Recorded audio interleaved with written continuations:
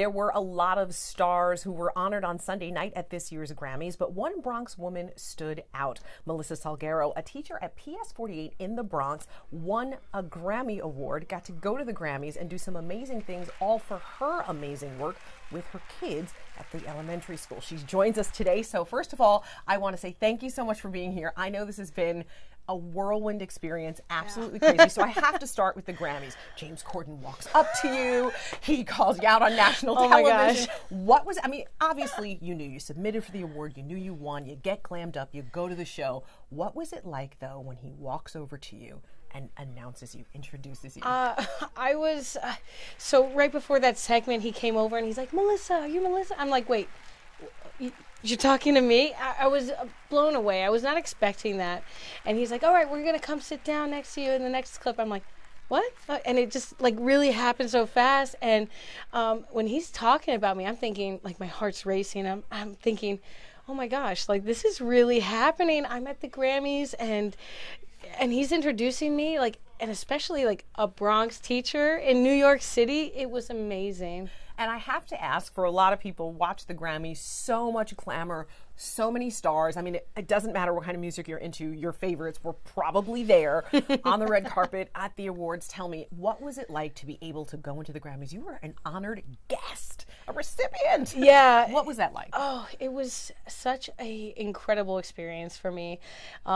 Obviously loving music and loving the artist and the messages that they can send to a whole generation and beyond.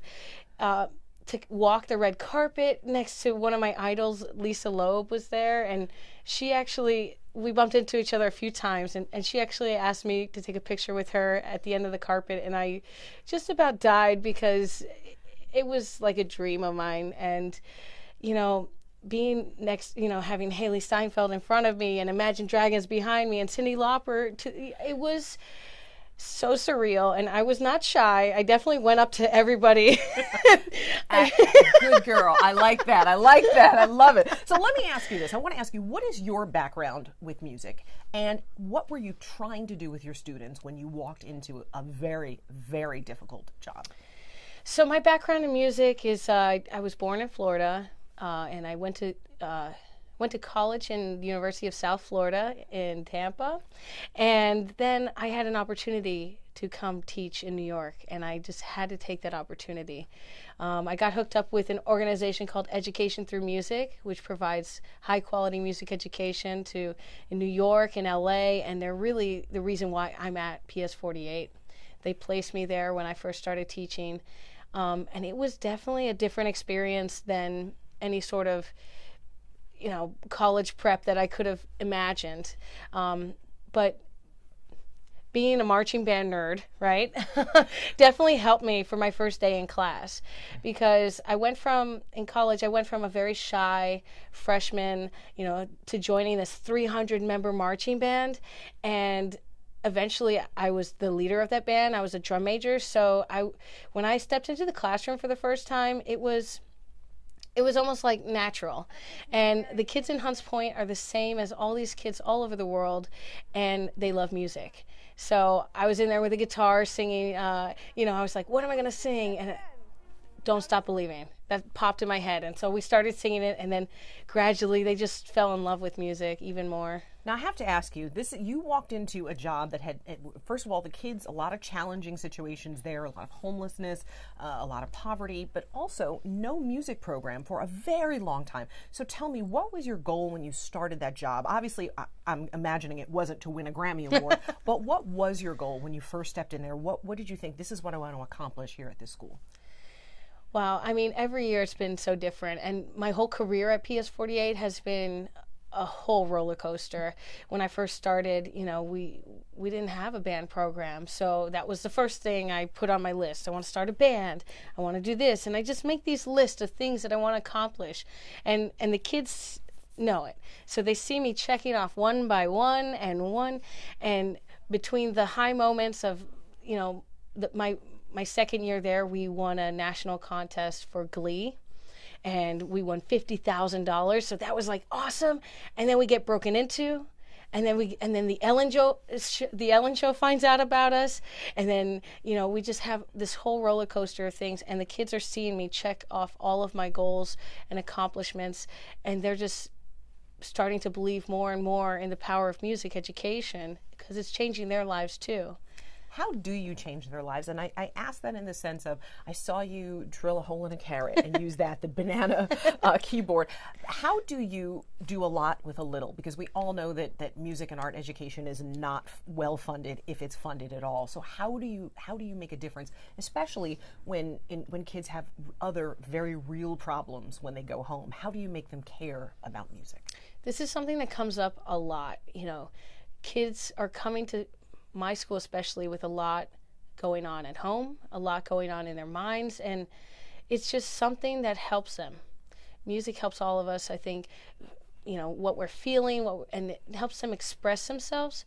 So when my main goal to help them, okay, is to show them how music can help them throughout their life, help them develop that perseverance of obstacles. For example, playing an instrument.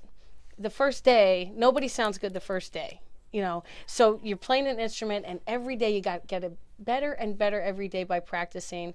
And that really is teaching them a habit to transfer into their future. You said you were born to teach at this school. You told my colleague, Michelle Miller, that you were born to teach at this school. Why do you think that? What is it about this experience, these kids, your life, that makes you think you were born to teach there? Oh, that school is very special to me. Oh, no. It is so special. The kids, they treat me like a rock star.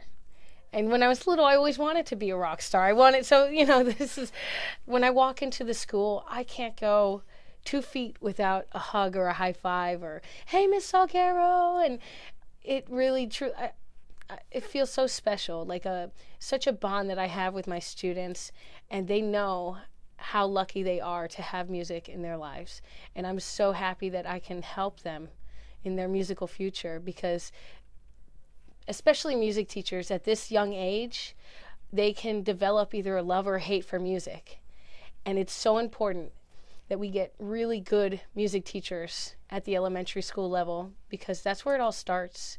And we're shaping the musical future of this nation, like one note at a time, I love it. And I have to ask you this. So you won $10,000 as a result of winning this award, and your school also gets money. Yeah. So what will you do with your money? And does the money that your school won, does it go to your program? Do you know? Do they get to spend it anywhere? Oh, yeah. Does it help you? And then what are you doing with your money? Vacation? What do you think? This is actually, I think, bigger than anybody could have expected.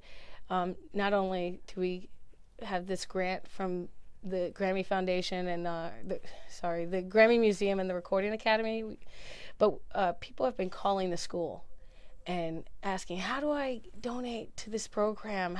I have an old baby grand piano that I want to give you guys. And so this is far-reaching. Before I did not expect this kind of response.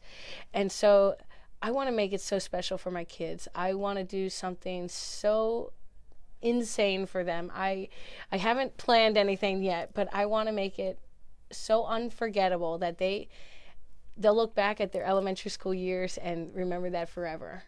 So you're going to use your share of the money on them as well? Well, I do have some student loans, so okay. I'm going to help myself financially and kind of set myself up for success there. I definitely Vacation, maybe Disney World. That's a good one. I think that's a good one. I want to thank you so much for stopping by. Thank you for all that you do in the community. Thank you for all that you do for your students. And yeah, Melissa Salguero, so thank you for joining us. She's a Grammy winner. Woo!